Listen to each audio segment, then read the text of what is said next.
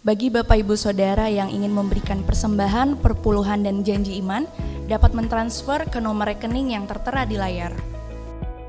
Sekolah Minggu Online bersama Superbook dapat diakses melalui YouTube channel Superbook Indonesia.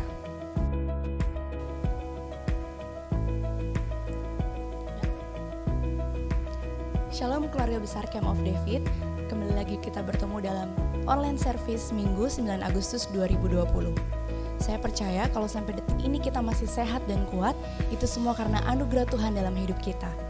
Mari kita persiapkan tubuh kita untuk menyembah dan memuji Tuhan pagi hari ini, dan kita persiapkan hati dan pikiran kita untuk diisi dengan firman Tuhan yang akan dibawakan oleh hambanya dengan tema Anugerah yang Maha Dahsyat. Sebelum itu, mari kita berdoa. Terima kasih Bapak yang baik buat segala kebaikan Tuhan sepanjang hari ini dalam kehidupan kami. Kami bersyukur kalau hari demi hari boleh kami lalui hingga kami bertemu dengan hari Sabat-Mu kembali Tuhan. Semua karena anugerah-Mu. Dan saat ini kami mau memuji dan menyembah Tuhan. Mari Engkau hadir di tengah-tengah kami Bapa. Urapi kami Tuhan dimanapun kami berada, biar kami merasakan hadirat Tuhan, biar kami merasakan sukacita Tuhan memenuhi kami. Dan sebentar juga kami akan mendengarkan firman-Mu ya Bapa, biarlah setiap firman akan menjadi benih dalam hati kami yang akan bertumbuh dan berbuah dan dapat dinikmati oleh banyak orang. Terima kasih Tuhan, kami siap untuk memulai ibadah pada hari ini. Di dalam nama Tuhan Yesus Kristus kami sudah berdoa, haleluya, amin. Selamat beribadah, Tuhan Yesus memberkati. Shalom Bapak Ibu Saudara yang kasih Tuhan. Puji nama Tuhan, kita bisa berkumpul kembali di tempat ini maupun di rumah masing-masing. Mari kita bersorak-sorak bagi Tuhan, kita bersama-sama kita angkat pujian kepada sore pagi hari ini.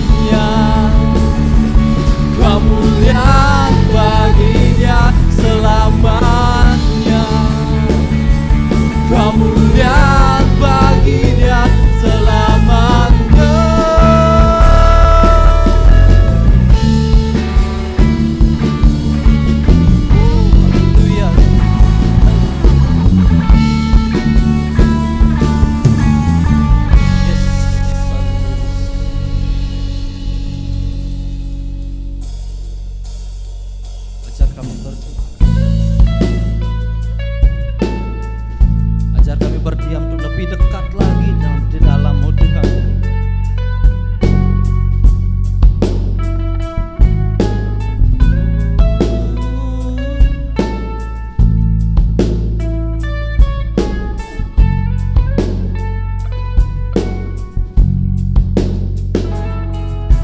Ajarku berdiam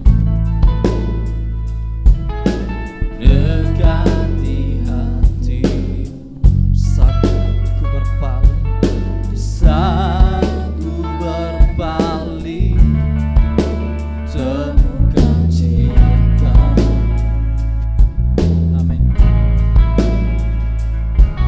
Di sana kau menanti untuk bawaku lagi bersekutu dalam damai yang sejati.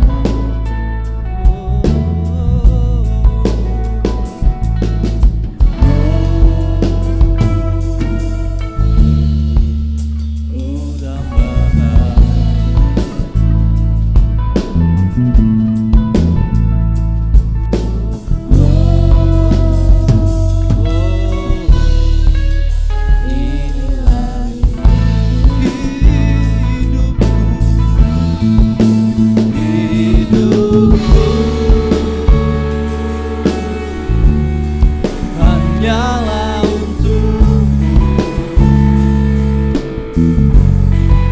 segenap hatiku kau akan kebaikan.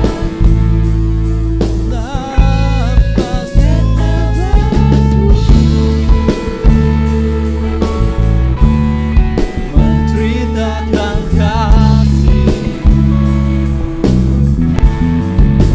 ajarku berdiam dekati hati.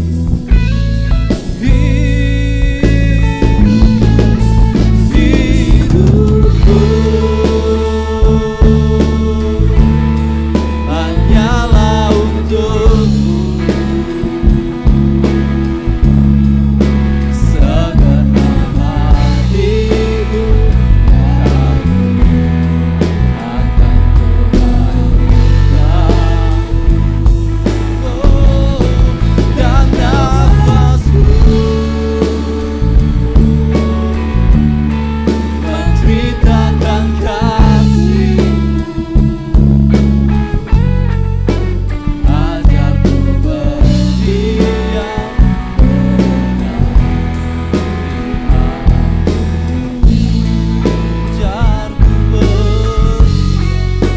ajarku berdiam ajarku berdiam Bapa, ajarku berdiam dekat di hati. Oh, ajar kami berdiam lebih dekat lagi bersamamu, Yesus. Oh, Yesus, Yesus. Segala puji, segala hormat, senap hatiku menyembah. Terimalah senap hidupku sebagai persembahan. Ya, sekali lagi segala puji, segala hormat, senap hati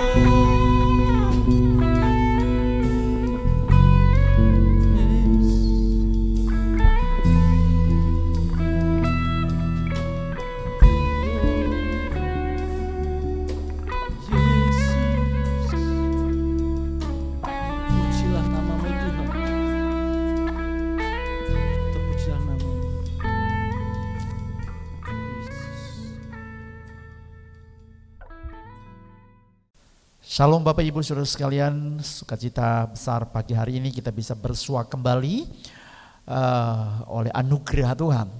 Kita sudah memuji besarkan nama Tuhan dan saatnya kita mau menikmati firman Tuhan. Namun sebelumnya kita mau tunduk kepala kita berdoa.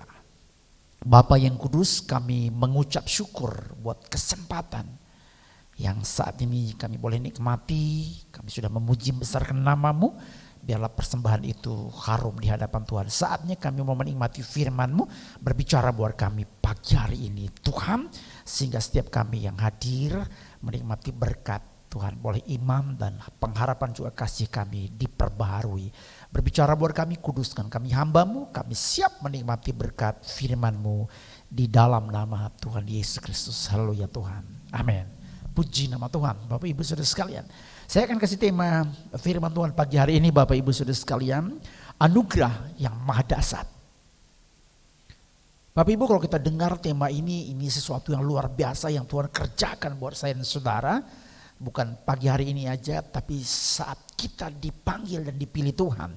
Mari kita lihat saudara dalam suratan Petrus 2 atau 2 Petrus pasal yang pertama, ayat yang ketiga dan keempat. Saya akan bacakan saudara, demikian firman Tuhan, panggilan dan pilihan Allah.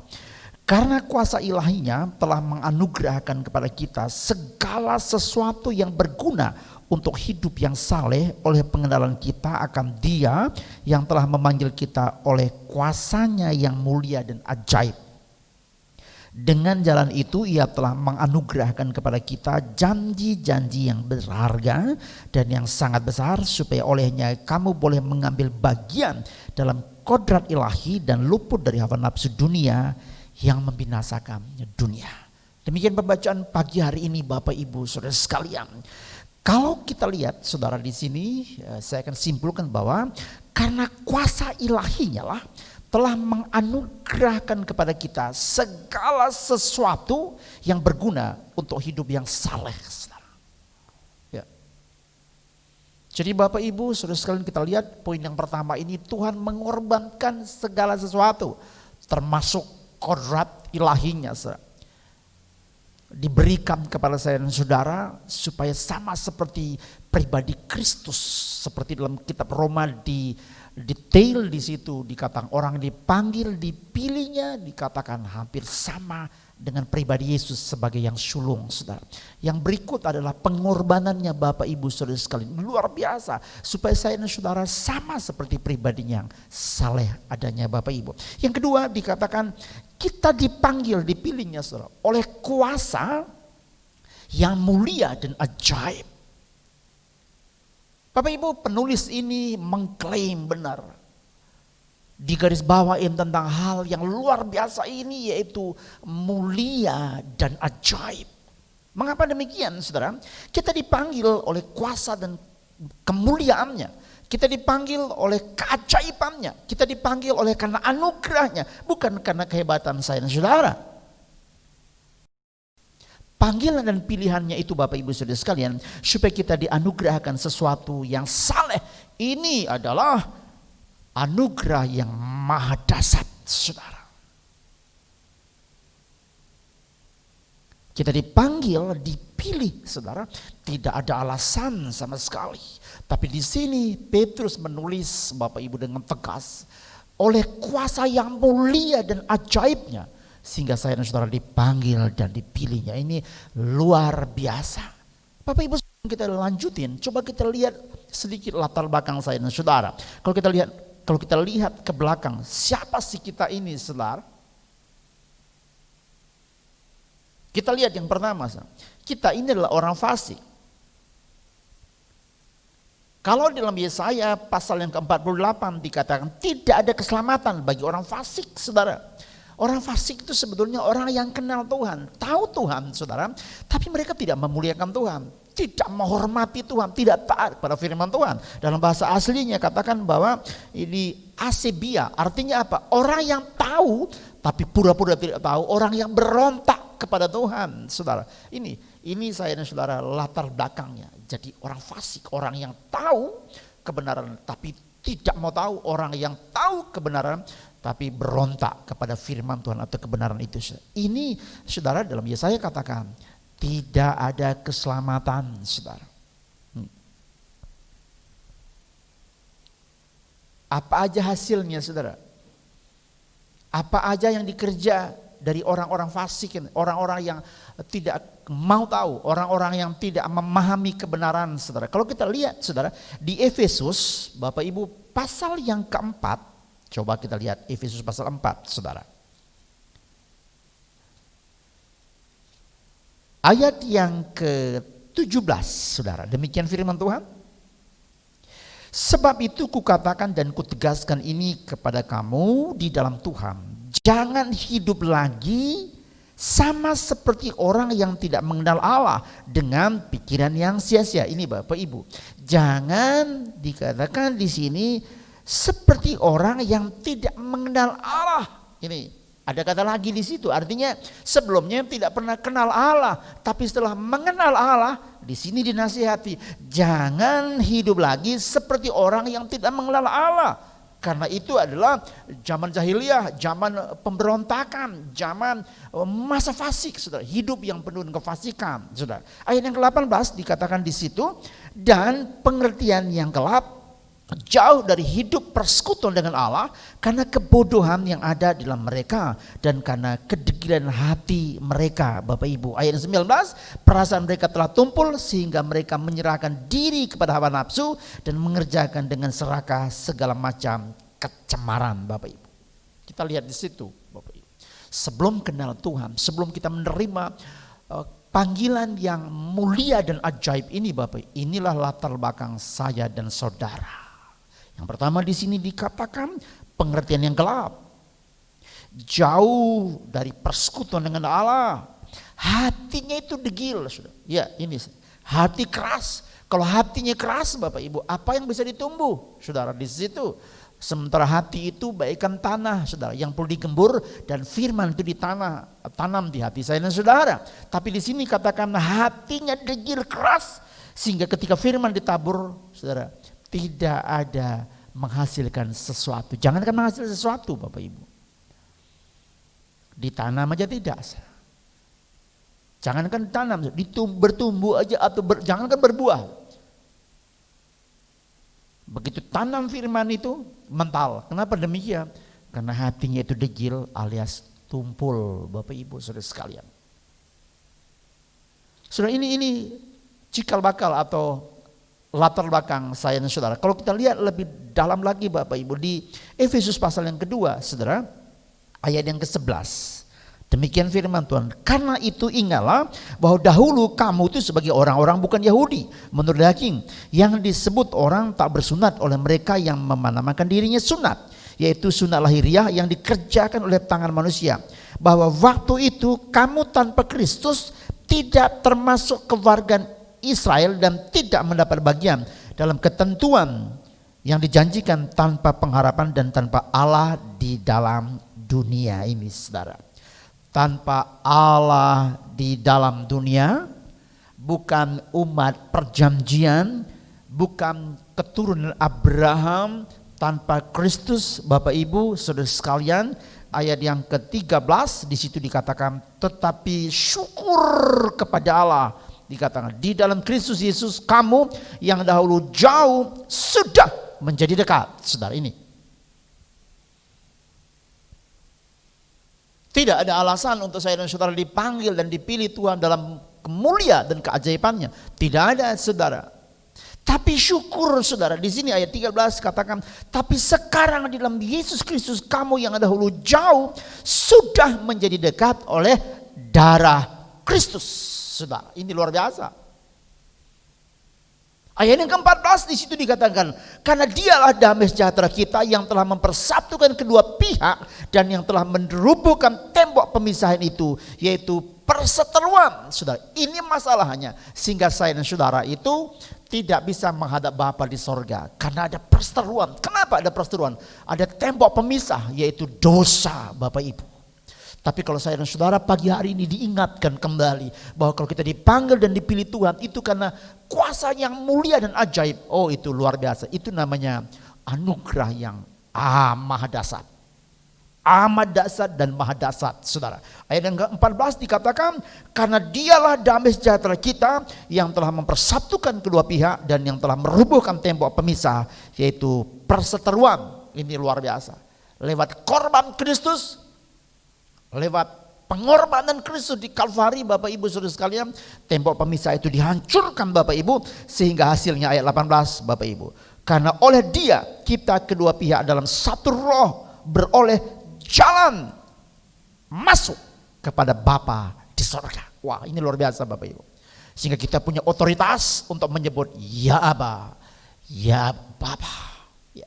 Dia juga menyapa saya dan saudara dengan penuh kasihnya, anak Allah yang penuh kasih, anak Allah yang penuh kuasa, anak Allah yang dikenan oleh Bapa di sorga. Ini luar biasa Bapak Ibu Saudara sekalian.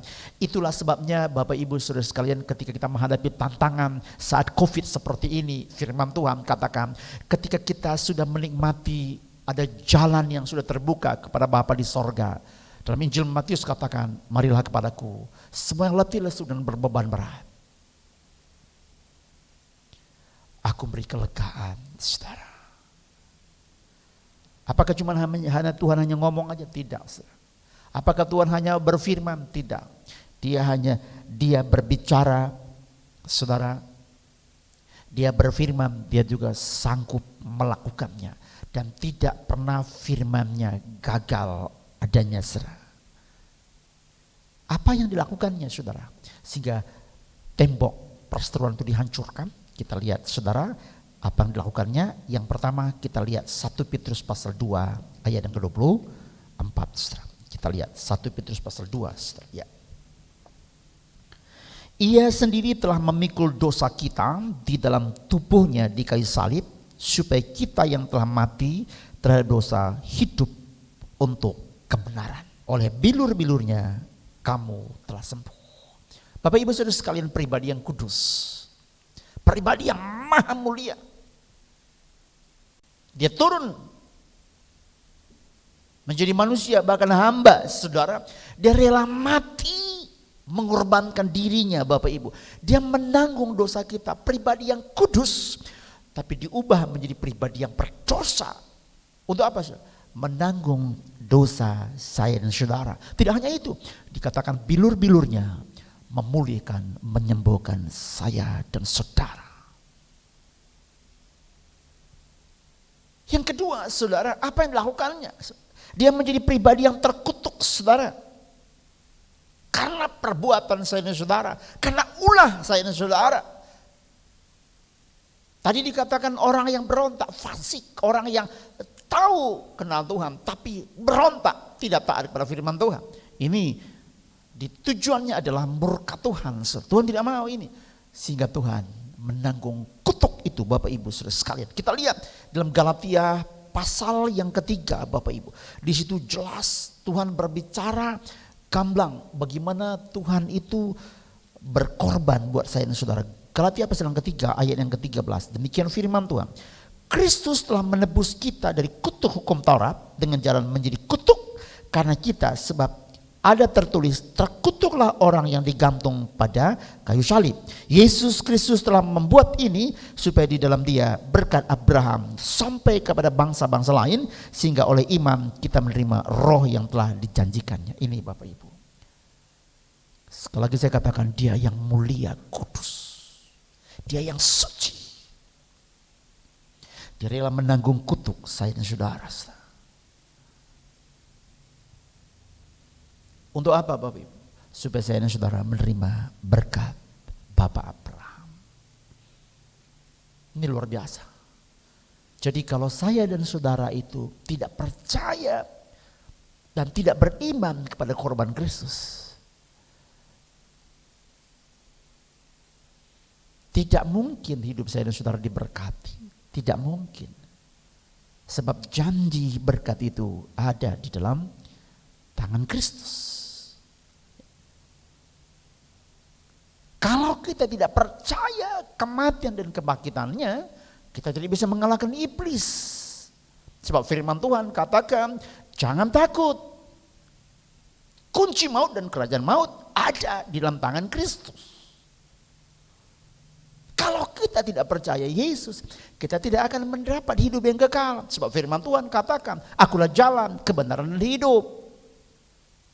Kalau kita tidak percaya kematian dan kebangkitannya, kita tidak mungkin punya tujuan dalam hidup ini.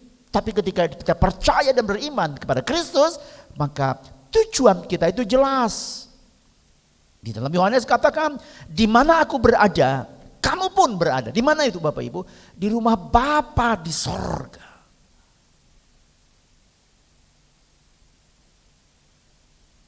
Yang berikut Bapak Ibu, apa yang dilakukan yang tiga Bapak Ibu? Dikatakan ia menyerahkan nyawanya Bapak.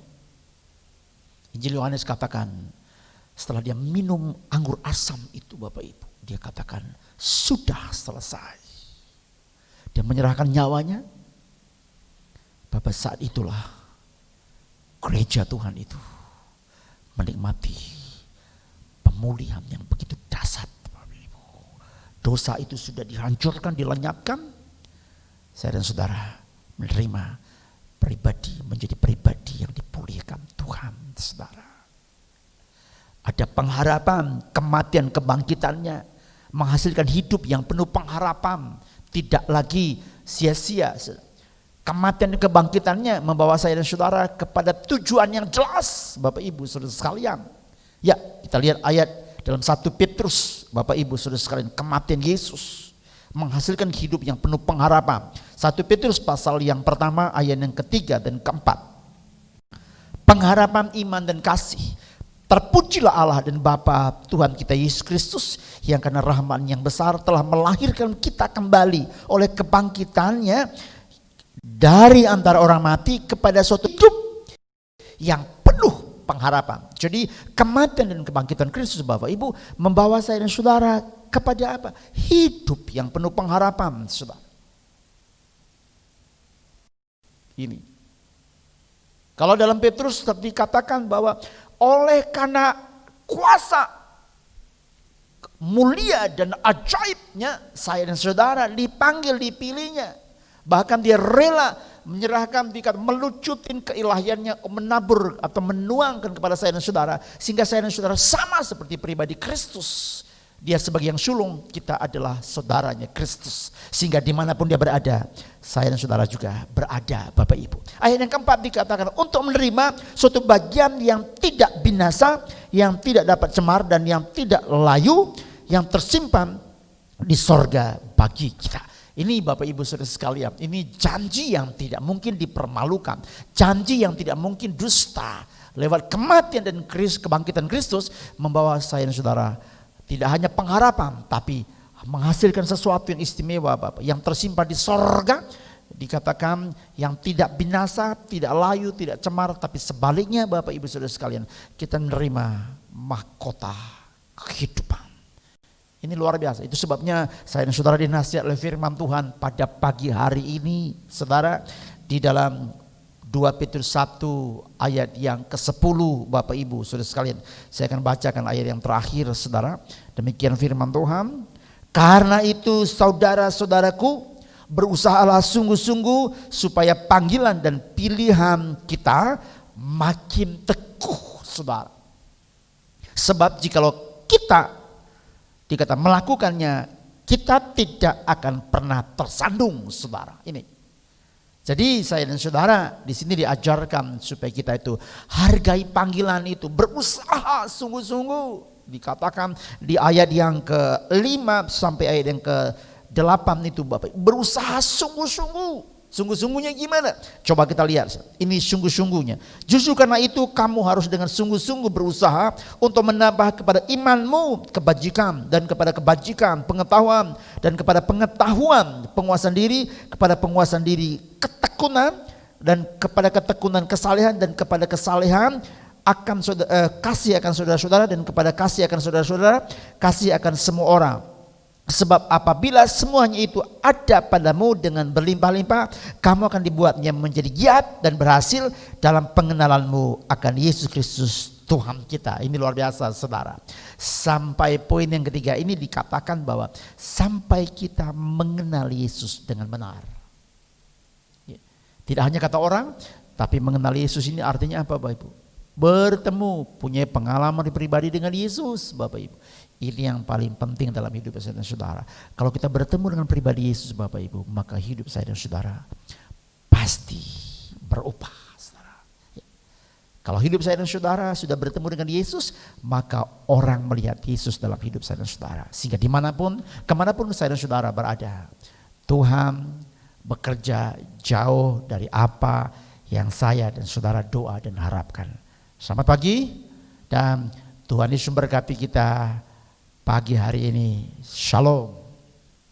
Mari Bapak Ibu, kita tunduk kepala, kita berdoa, menaikkan ucapan syukur saudara buat firman Tuhan yang sudah kita dengar. Tuhan, kami bangga memiliki Engkau Tuhan yang sempurna dan ajaib. Tidak ada rencana-Mu yang gagal Tuhan. Kalau pagi hari ini kami diingatkan lewat Rasul Petrus, kalau kami dipanggil itu karena keajaiban-Mu, kuasa-Mu yang mulia dan ajaib. Bukan karena kami Tuhan, tapi karena pribadi-Mu, inisiatif-Mu yang mulia dan kudus. Tuhan, beri kami hati dan roh untuk menghargai panggilan pilihan itu Bapa. Kami diajar untuk kami belajar sungguh-sungguh Bapa, supaya kami mencapai titik puncaknya itu mengenal Engkau secara pribadi, punya pengalaman pribadi dengan Engkau Tuhan. Ini saatnya kami butuh Tuhan Engkau lebih Bapa dalam surga, lebih lagi, lebih dalam lagi. Menjelang kedatangan-Mu pada kali yang kedua dan menghadapi tantangan Tuhan, kami butuh Engkau. Kami butuh pertolongan-Mu Tuhan yang tidak pernah berubah itu. Roh Kudus tolong kami. Hamba-Mu selesai berbicara pagi hari ini, tolong ingatkan kami, supaya kami memahami benar bahwa hidup kami ini dari Tuhan, oleh Tuhan, biar segala kemuliaan hanya bagi Tuhan. Berkati kami semua yang hadir pagi hari ini Tuhan. Berkati sidang jemaat Tuhan. Walaupun kami belum ibadah di gereja offline Tuhan, tapi kami yakin percaya tidak membuat Tuhan iman kami lemah. Biarlah kami lebih dekat untuk mencari Engkau secara pribadi. Komunitas keluarga, bahkan lebih lagi Bapak, mungkin lebih dari keluarga, kami serah dalam tangan Tuhan. Kami butuh pertolongan Tuhan, kami butuh uluran tangan kasih Tuhan. Covid yang sedang merebak Tuhan, kami butuh pertolongan-Mu. Mohon Tuhan, kemanapun kami pergi, dimanapun kapanpun Tuhan, kami mengundang roh yang melayani itu, malaikat itu, mensterilisasi tempat-tempat tujuan kami Tuhan. Sehingga kami menikmati perlindungan yang ajaib dan sempurna dari Tuhan. Firman Tuhan katakan, aku mengenal milikku sendiri. Sebabnya kami tidak takut Tuhan. Kami juga tidak apatis Bapa dalam surga. Kami juga Tuhan Yesus yang baik tidak khawatir Tuhan. Karena kami tahu Tuhan tidak pernah meninggalkan kami. Itu firman Tuhan katakan. Tapi sejauh kami taat kepada protokol kesehatan, kami akan percaya tangan kasih-Mu tetap mengkedangkan buat kami. Sehingga kami menjadi saksi yang hidup. Tuhan tolong menteraikan firman di hati kami masing-masing. Berkati seluruh sidang jemaat Tuhan pagi hari ini. Dari anak-anak kami yang sekolah minggu, berkati mereka.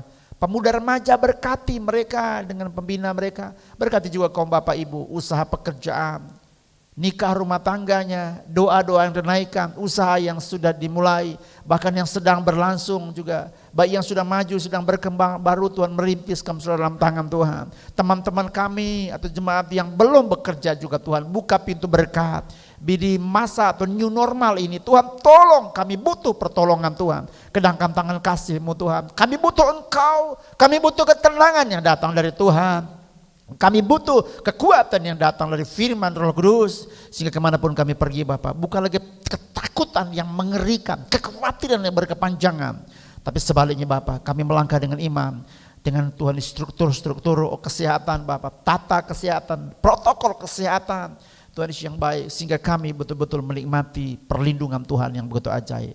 Berkati sekali lagi, berkati seluruh sidang jemaat Tuhan, berkati Indonesia yang kami cintai Bapak, dari Tuhan pusat sampai daerah kami Engkau berkati. Di setiap provinsi, ada beberapa provinsi yang sedang zona merah, kami dalam tangan Tuhan. Zona oranye, bahkan kuning juga kami butuh juga Tuhan. Yang hijau tetap Tuhan jaga, kami butuh pertolongan malaikat Tuhan menjaga, sehingga kami menikmati campur tangan Tuhan. Juga Pulau Bali, ada berapa yang zona Tuhan Yesus yang baik kuning, kami serahkan dalam tangan. Zona orange juga kami serahkan dalam tangan Tuhan. Sementara yang hijau Tuhan, tolong biarlah setiap masyarakat Indonesia juga Pulau Bali ini, Tuhan mereka menghargai, menjunjung Tuhan protokol kesehatan, sehingga kemanapun kami pergi, kami menikmati perlindungan dari Tuhan. Terima kasih beranugerah Tuhan, hamba-Mu selesai berbicara, sekali lagi berkati firman ini, berkati kami semua yang hadir pagi hari ini di rumah masing-masing, berkati anak-anak-Mu dimanapun berada, biarlah menikmati pertolongan Tuhan yang begitu ajaib. Terima kasih beranugerah Tuhan, roh iblis, setan, sial,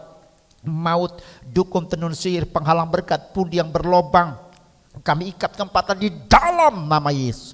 Darah Yesus Tuhan, sebaliknya lindungi kami, jaga kami, mohon uluran tangan kasih Allah bekerja. Berkati juga saudara kami Tuhan Yesus, mungkin juga rakyat ada beberapa Tuhan Yesus yang baik yang di rumah sakit, Tuhan juga berkati, baik yang di Jakarta, di beberapa provinsi Bapak, di Surabaya yang zona merah, juga di Jakarta Tuhan kami serahkan dalam tangan Tuhan, juga di Pulau Bali di beberapa rumah sakit kami serahkan dalam tangan Tuhan. Mohon pemulihan dari Tuhan melengkapi tim medis kami, juga kami serahkan dalam tangan Tuhan, dokter, perawat, semua Engkau jaga lindungi biar menikmati pertolongan Tuhan yang begitu ajaib. Ini doa kami Bapa, segala puji hormat kemuliaan kami persembahkan kepada Tuhan pada pagi hari ini. Dalam nama Tuhan Yesus kami mengucap syukur dan berdoa. Mari Bapak Ibu kita angkat tangan, terima berkat dengan iman. Biarlah berkat kasih sayang dari Allah Bapa, damai sejahtera dari Putra Tunggal, juga persekutuan Roh Kudus melengkapi saya dan saudara dari sekarang sampai Maranatha. Tuhan datang pada kali yang kedua. Di dalam nama Tuhan Yesus kami berdoa syukur. Haleluya Tuhan. Semua yang percaya katakan amin. Selamat pagi, selamat hari Minggu. Tuhan Yesus memberkati kita semua. Shalom. Bagi Bapak Ibu Saudara yang ingin memberikan persembahan, perpuluhan dan janji iman, dapat mentransfer ke nomor rekening yang tertera di layar. Sekolah Minggu Online bersama Superbook dapat diakses melalui YouTube channel Superbook Indonesia. Demikianlah online service kita pada hari ini. Selamat menikmati berkat Tuhan. Tuhan Yesus memberkati. Shalom.